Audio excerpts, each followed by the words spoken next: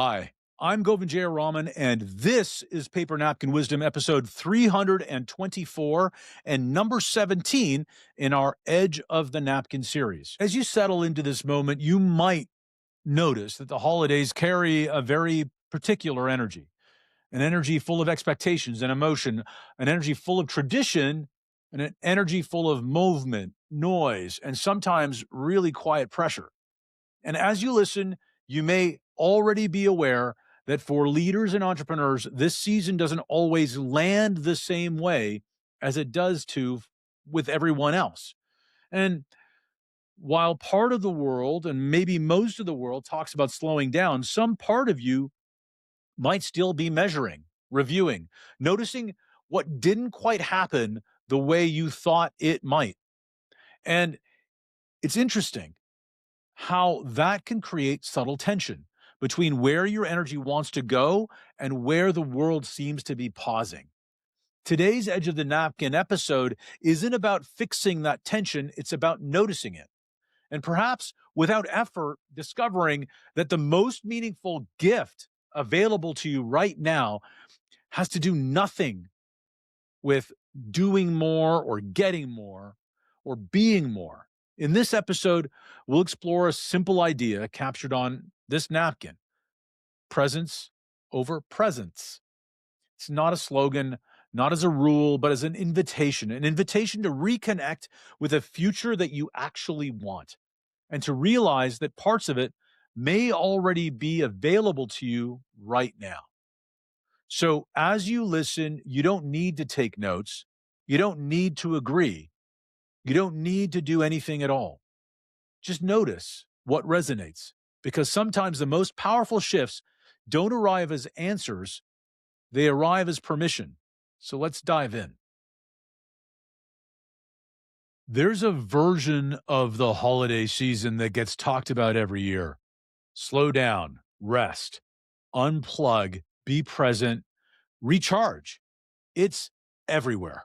And if you're an entrepreneur, there's a good chance that that version of the holidays never quite fit for you.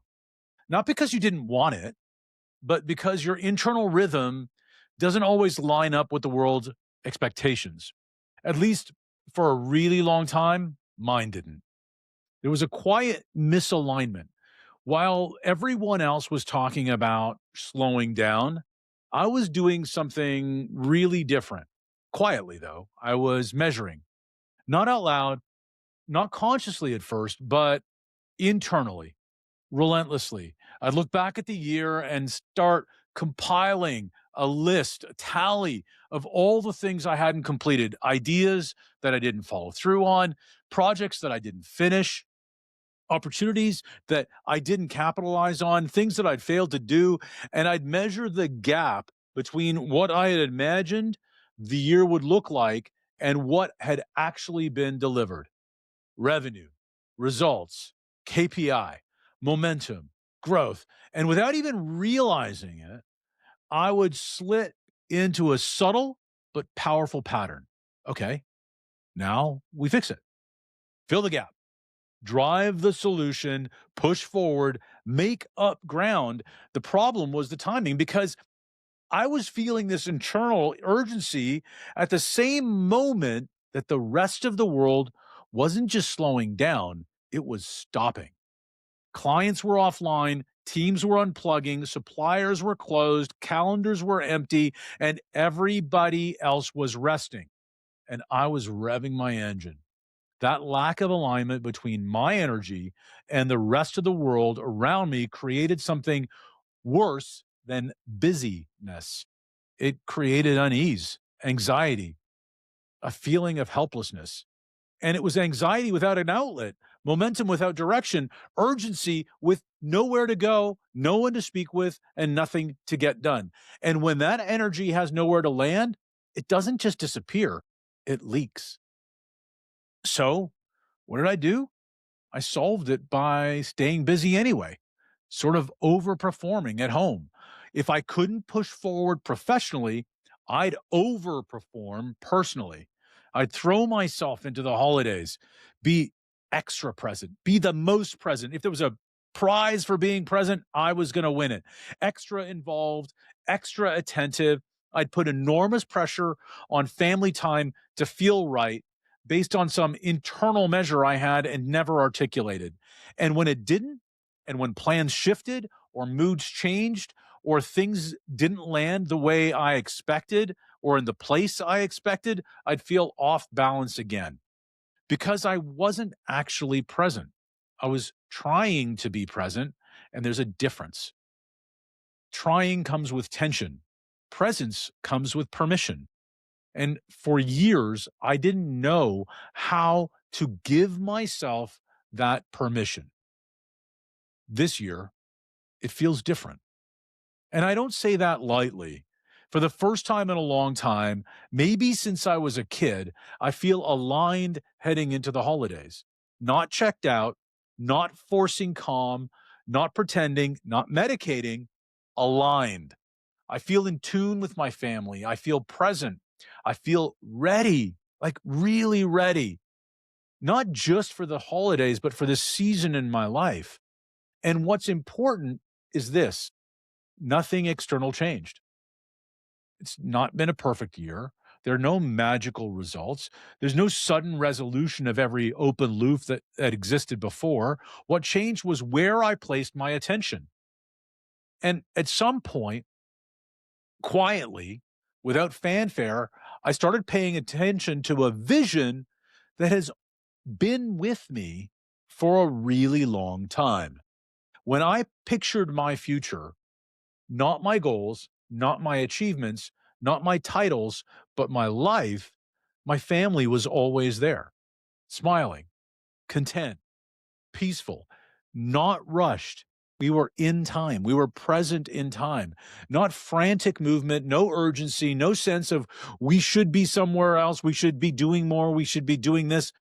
Just time, time together, time that wasn't squeezed between obligations, time that wasn't stolen from something else, time that felt expansive, time that felt open and free. And what I noticed, like, and when I really noticed it, like, I mean, really noticed it, something just clicked. Time wasn't a byproduct of success, it was the success. And that realization changed everything for me. And here's what surprised me the most. When I slowed enough down to watch the vision, like a movie playing in my mind, I noticed something critical. In that future, I wasn't exhausted, I wasn't behind, I wasn't compensating, and I wasn't performing. I was there. And the currency of that life wasn't productivity, wasn't pushing, it was presence. Time was the gift we were giving each other again and again. The realization actually didn't make me anxious. It made me grateful instantly, like spontaneously, because the vision didn't feel distant. It felt familiar, like something I've been carrying without honoring. And once I connected to that vision more deeply, I stopped asking the old question, how do I earn this later? And I started asking a new one. How do I let parts of this be true right now? And that question is powerful because it doesn't demand a total life overhaul. It invites integration. What moments of unhurried time already exist? Where am I rushing out of habit, not out of necessity? And what would it look like to choose presence just one day or once a day on purpose? And here's the thing that caught me totally off guard. I wasn't even looking for this alignment. It was just in front of me the entire time. I'd been so focused on optimizing outcomes, on making my goals, that I hadn't even noticed that I was already standing right inside pieces of the life I wanted. And that is powerful. There's a story, and it's echoed in some of the great books, written over time, like The Alchemist and The Greatest Salesman in the World, about a man searching the world for treasure. He crossed deserts, climbs mountains, sleeps under stars. He follows signs and omens, convinced the treasure is far away. And when he finally returns home, wiser, worn, and transformed, he discovers the treasure was buried beneath the place he had started. The journey wasn't wasted, it was required, because without it, he wouldn't have recognized the treasure even if he had tripped over it. And that's kind of what life feels like.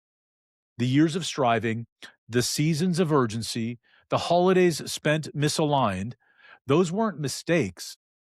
They were put there in the path that made alignment visible. So here it is plainly. The greatest gift you can give yourself this holiday is not rest. It's not time off. It's the time to connect with your vision, not your goals, your life.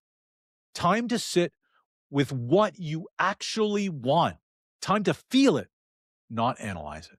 Time to attach positive emotion to it, to animate it, because the vision without emotion stays abstract, and emotion without practice fades. But when you put them together deliberately, something powerful shifts. And it doesn't need to be complicated, it needs to be intentional. Here's a simple process in your language to get started. Number one, name what you want without editing. It's not what's practical, not what's impressive, not what fits on a spreadsheet or a KPI sheet or an OKR. What do you want your life to feel like? Who's there? What's the place and what's the pace? What's present and what's absent? Write it down. Messy is fine, incomplete is fine. Truth matters way more than polish. Number two, play the movie. Close your eyes and watch the story that you've crafted play out. And don't do it once, do it daily. And notice the small details, the energy in the room, the way time moves.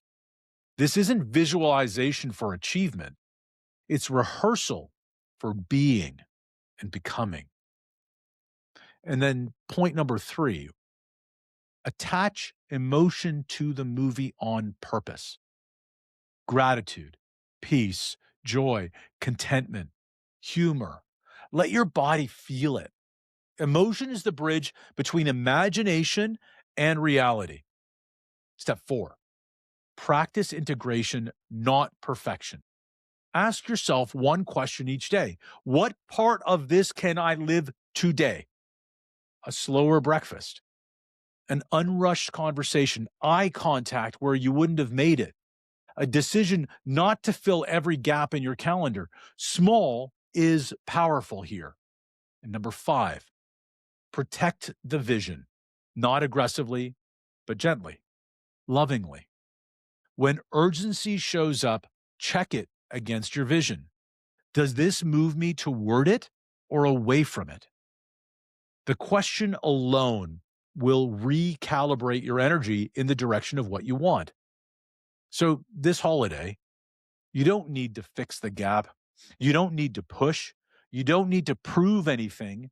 You can give yourself something far more valuable: permission to be in the story you're building right now. Because the future isn't waiting for you to arrive, it's inviting you to notice where you already are. And that, quietly, simply, might be the most generous gift of all. Make it a great day.